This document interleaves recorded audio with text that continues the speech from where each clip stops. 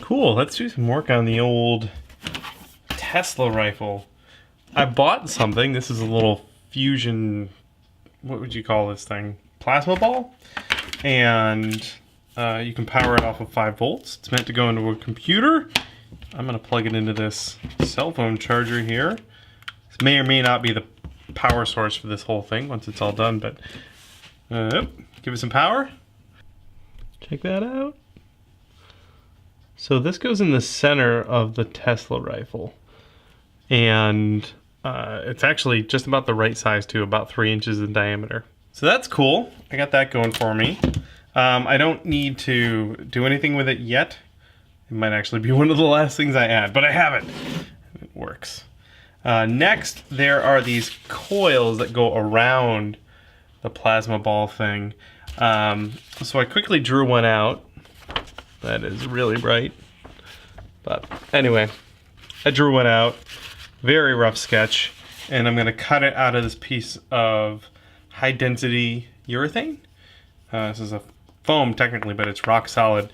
You can actually sand this really smooth and then mold right on, or pour silicone right on top of it, which is what I'm going to do. So that's what I'm doing next. I'm going to make one of these, I'll make a mold of it, and then cast the 1, 2, 3, 4. Wait, 1, 2, 3, 12? I need 12 of them. So I'll make a 1 mold, cast 12. So that's what's coming up next.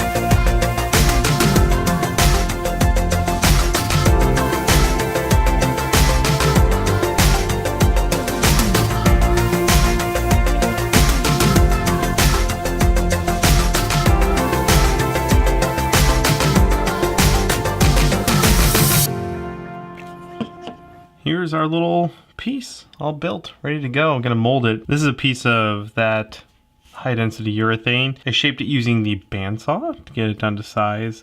Carved some notches all around the bottom part here. This bottom part was then rounded a bit on the oscillating spindle sander to get it to that nice round shape. This is a piece of 1/8 inch thick styrene, so I just cut that, glued it on there. Then all the edges got rounded over, did some sanding on it, and finally this red bit is all wire. So I glued it down with a little bit of super glue and then wrapped a whole bunch of wire all around it, and that's what I have now. It's ready for, just about ready for mold making. There's some edges I cut a little deep there. I'm gonna fill those in with some clay, and then I'll make a little box for it and we'll pour some goo on it.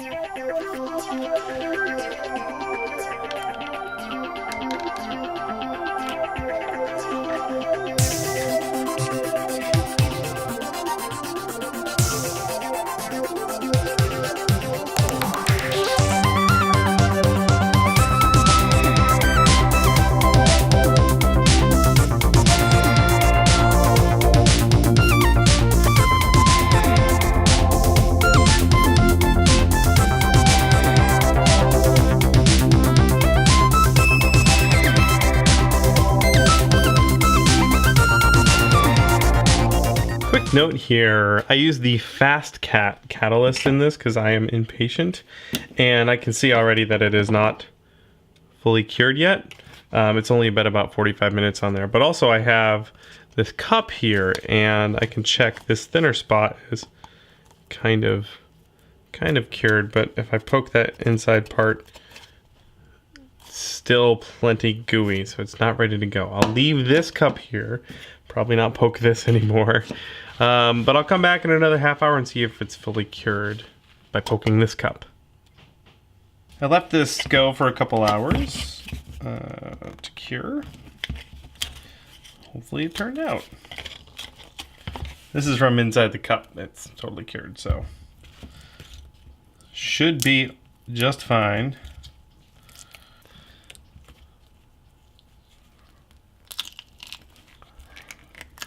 Ta-da! There's our piece. There's our mold. We can cast stuff.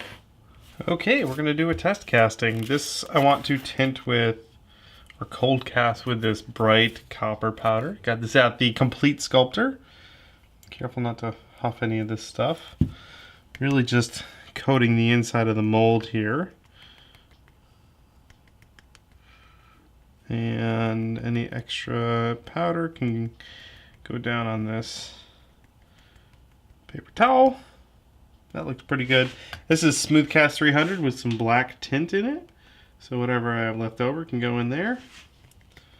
Make sure I don't have any clumps of powder anywhere. All good. Cap that up, mix the powder in with this tint here, the extra powder. Okay, got our side A. That goes in. Mix it up really good, scrape the sides really good. I'm gonna pour some in and then kind of slush cast it a little bit just to make sure everything gets where it needs to go. That should be pretty good. Fill it up the rest of the way. Like that. And then this is gonna go in the pressure pot. Make sure the casting comes out perfect. There we go. A few minutes in the old pressure pot there, and it's all cured up. We can pop out our piece carefully.